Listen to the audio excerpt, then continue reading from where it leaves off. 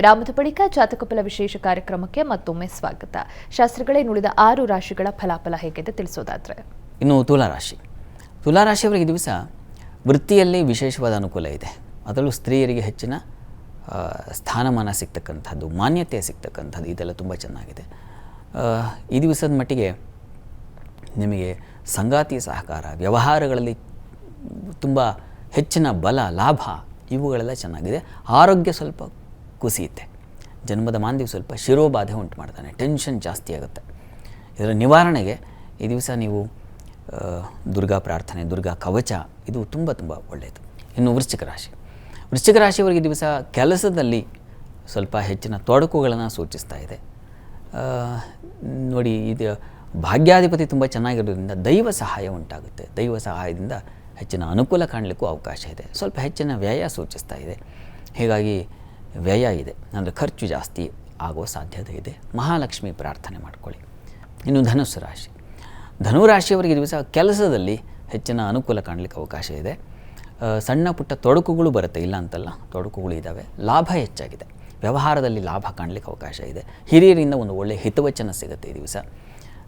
ಹೆಚ್ಚು ಆತಂಕ ಇಲ್ಲ. ಪ್ರಾರ್ಥನೆಗೆ ದಿವಸ ನೀವು ಗಣಪತಿ ಪ್ರಾರ್ಥನೆ ಮಾಡಿಕೊಂಡ್ರೆ ತುಂಬ ಅನುಕೂಲ ಆಗುತ್ತೆ. ಇನ್ನು ಮಕರ ರಾಶಿಯವರಿಗೆ ದಿವಸ ವೃತ್ತಿಯಲ್ಲಿ ಸ್ವಲ್ಪ ತೊಡಕನ್ನು ಸೂಚಿಸ್ತಾ ಇದೆ. ಅಂದುಕೊಂಡ ಕೆಲಸ ಅಂದುಕೊಂಡ ಸಮಯಕ್ಕೆ ಆಗದೇ ಇರತಕ್ಕಂಥದ್ದು, ಅಥವಾ ಇನ್ನೇನೋ ಒಂದು ಅಸಮಾಧಾನ ಇದೆ. ಸಂಗಾತಿಯ ಸಹಕಾರ ತುಂಬ ಚೆನ್ನಾಗಿದೆ ಈ ದಿವಸ. ನಿಮ್ಮ ಬಂಧು ಮಿತ್ರರ ಸಹಾಯ ಚೆನ್ನಾಗಿರ್ತದೆ. ಈ ವ್ಯವಹಾರಗಳಲ್ಲಿ, ಕೋರ್ಟು ಕಚೇರಿ ಇತ್ಯಾದಿ ವ್ಯವಹಾರಗಳಲ್ಲಿ ಒಂದು ಜಯ ಅಥವಾ ಅದರ ಮುನ್ನಡೆ, ಆ ಥರದ್ದೆಲ್ಲ ಅವಕಾಶಗಳು ಖಂಡಿತ ಚೆನ್ನಾಗಿದೆ. ಈ ವೃತ್ತಿ ತೊಡಕಿನ ನಿವಾರಣೆಗೆ ಗಣಪತಿ ಸನ್ನಿಧಾನಕ್ಕೆ ದಿವಸ ಗರಿಕೆ ಸಮರ್ಪಣೆ ಮಾಡಿ. ಇನ್ನು ಕುಂಭರಾಶಿಯವರಿಗೆ ದಿವಸ ವೃತ್ತಿಯಲ್ಲಿ ನಿಮಗೆ ಹೆಚ್ಚಿನ ಬಲ ಇದೆ, ಅನುಕೂಲ ಇದೆ.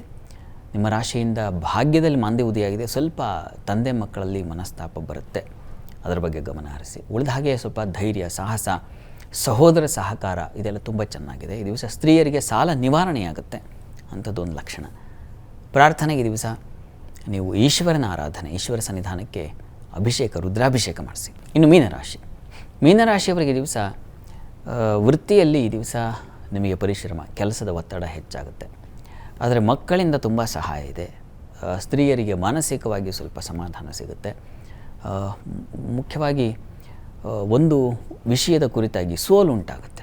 ಯಾವುದೋ ಚರ್ಚೆ ಇವುಗಳಲ್ಲಿ ಭಾಗಿಯಾದರೆ ಸ್ವಲ್ಪ ಸೋಲು, ಅದರಿಂದ ನಿಮಗೆ ಸ್ವಲ್ಪ ಮನಸ್ಸಿಗೆ ಬೇಸರವೂ ಉಂಟಾಗುತ್ತೆ. ಮಧ್ಯಮ ಫಲವಾಗಿದೆ ಈ ದಿವಸ. ಸ್ವಲ್ಪ ಒಂದು ರೀತಿ ಅನುಕೂಲ, ಚಂದ್ರನಿಂದಾಗಿ ಸ್ವಲ್ಪ ಬಲ, ಮಾಂದ್ಯದಿಂದಾಗಿ ಸ್ವಲ್ಪ ಕಹಿ, ಈ ರೀತಿಯಲ್ಲಿದೆ. ಇದರ ನಿವಾರಣೆಗೆ ನೀವು ಹಿರಿಯರ, ಪಿತೃದೇವತೆಗಳ ಸ್ಮರಣೆ ಮಾಡೋದು ತುಂಬ ಒಳ್ಳೆಯದು. ಈ ದಿವಸ 12 ರಾಶಿಗಳವರು, ರಾಶಿ ಗೊತ್ತಿಲ್ಲ ಅಂತಕ್ಕಂಥವ್ರು ಕೂಡ ಹೇಳಬಹುದಾದ ಮಂತ್ರ ಯಾವುದಪ್ಪ ಅಂದರೆ ಓಂ ವಿಷ್ಣು ಪ್ರಿಯಾಯ ನಮಃ. ಈ ಮಂತ್ರ ಹೇಳ್ಕೊಳ್ಳಿ. ಇದರಿಂದ ವಿಷ್ಣುವಿನ ಅನುಗ್ರಹವೂ ಆಗುತ್ತೆ, ನಾಗನ ಅನುಗ್ರಹವೂ ಆಗುತ್ತೆ. ಈ ದಿನ ಶಾಸ್ತ್ರಿಗಳೇ ಮಂಗಳವಾರದ ಪಂಚಾಂಗದ ವಿಶೇಷತೆಯನ್ನು ತಿಳಿಸ್ಕೊಟ್ರಿ, 12 ರಾಶಿಗಳ ಫಲಾಫಲಗಳನ್ನು ತಿಳಿಸ್ಕೊಟ್ರಿ, ವೀಕ್ಷಕರು ಕಳಿಸಿದ್ದಂತಹ ಸಂದೇಶಗಳಿಗೆ ಉತ್ತರ ಪರಿಹಾರಗಳನ್ನು ತಿಳಿಸ್ಕೊಟ್ರಿ. ಧನ್ಯವಾದಗಳು ಶಾಸ್ತ್ರಿಗಳೇ. ಸರ್ವೇ ಜನಾಃ ಸುಖಿನೋ ಭವಂತು, ಸಮಸ್ತ ಸನ್ಮಂಗಳಾನಿ ಭವಂತು. ಎಲ್ಲರಿಗೂ ಶುಭವಾಗಲಿ. ನೋಡಿದ್ರಲ್ಲ ವೀಕ್ಷಕರೇ, ಇದಾಗಿತ್ತು ಇವತ್ತಿನ ಜಾತಕ ಫಲ ವಿಶೇಷ ಕಾರ್ಯಕ್ರಮ. ನೇರ, ದಿಟ್ಟ, ನಿರಂತರ ಸುದ್ದಿಗಾಗಿ ನೋಡ್ತಾ ಇರಿ ಏಷ್ಯಾನೆಟ್ ಸುವರ್ಣ ನ್ಯೂಸ್.